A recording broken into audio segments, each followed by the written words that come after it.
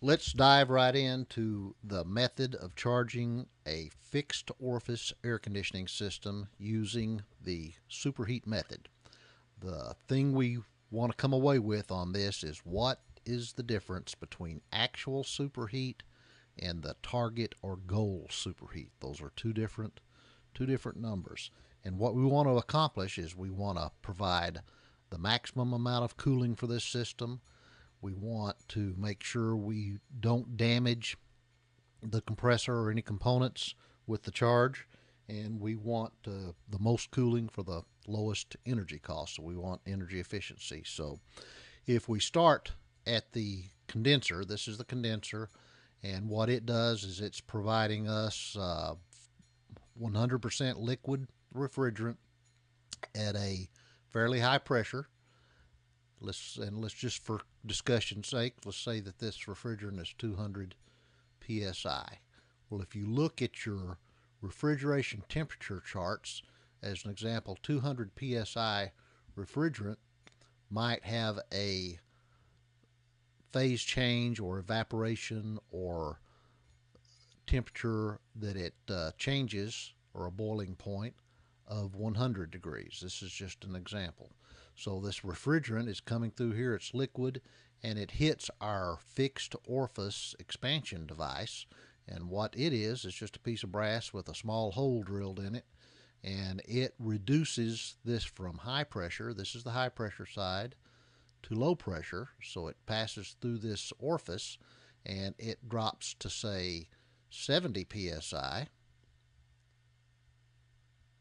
And if you look on your pressure temperature chart, 70 psi for R22 would have a boiling point or a flash point or an evaporation temperature of about 40 degrees, 40 or 41 degrees.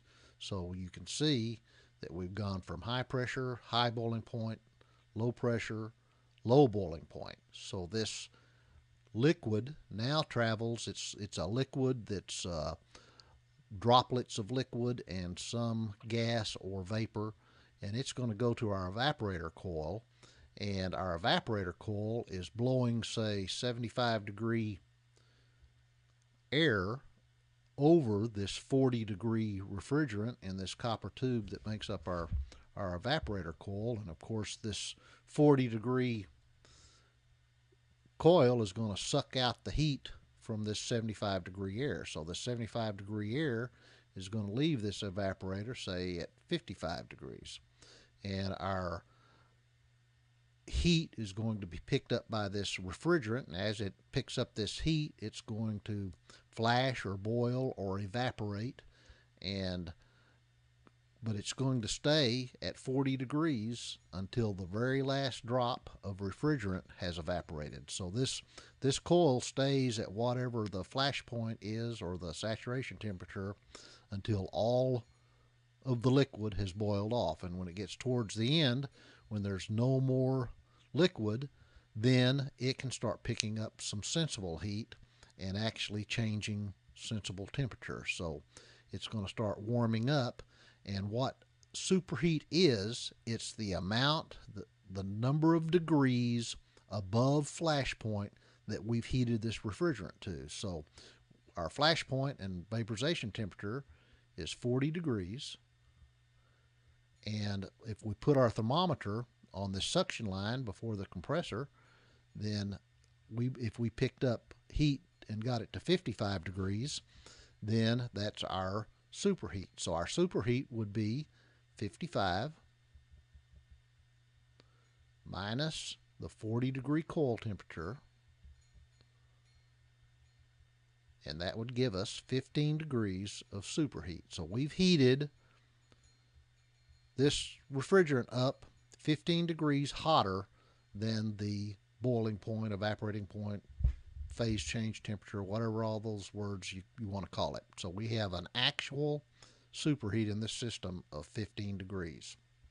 So now, is that good or is that bad? Well, we have to have enough refrigerant in this system so we don't damage our compressor, and we have to have that over a very wide range of conditions. And inside the building, we might have return air that's 60 degrees, and we might have return air that's 85 degrees. It might be 20% relative humidity, and it might be 60% relative humidity. So it might have a lot of sensible heat and a lot of latent heat that this coil is picking up, and it can be highly variable.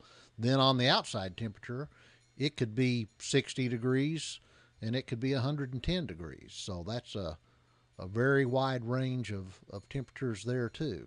And our charge has to be account for all of those possible conditions. So we have a mathematical formula, and the formula that we need to determine what our goal superheat or target superheat is, we want to know how much heat is in the air going into the evaporator, and that is sensible heat and latent heat. So we need to take the return air wet bulb going into this coil right before the evaporator, and the wet bulb will tell us how much sensible heat and how much latent heat.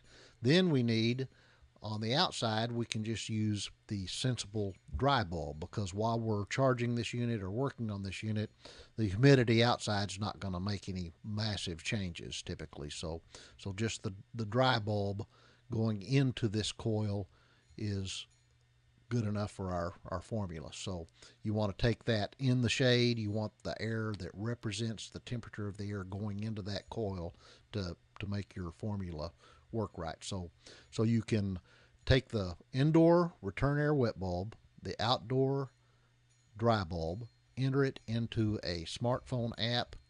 Train, Carrier, York, Linux all have slide calculators where you can calculate, and it will tell you what the target or goal superheat is. You can there are paper charts. You can contact me, and I'll be happy to send you a paper chart that will tell you.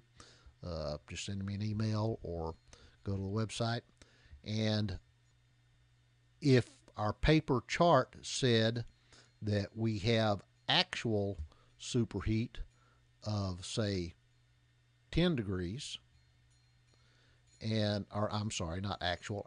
If our charts say we have a goal or target superheat of 10 degrees and our actual superheat is 15 degrees, then we're 5 degrees off, and we don't want to be more than 3 degrees off. So if the actual superheat is higher than the target superheat, you're going to add some refrigerant. If the actual superheat is lower than the target superheat, you're going to take out some refrigerant. So, and we want to try to get within a range of plus or minus 3 degrees of target. So if our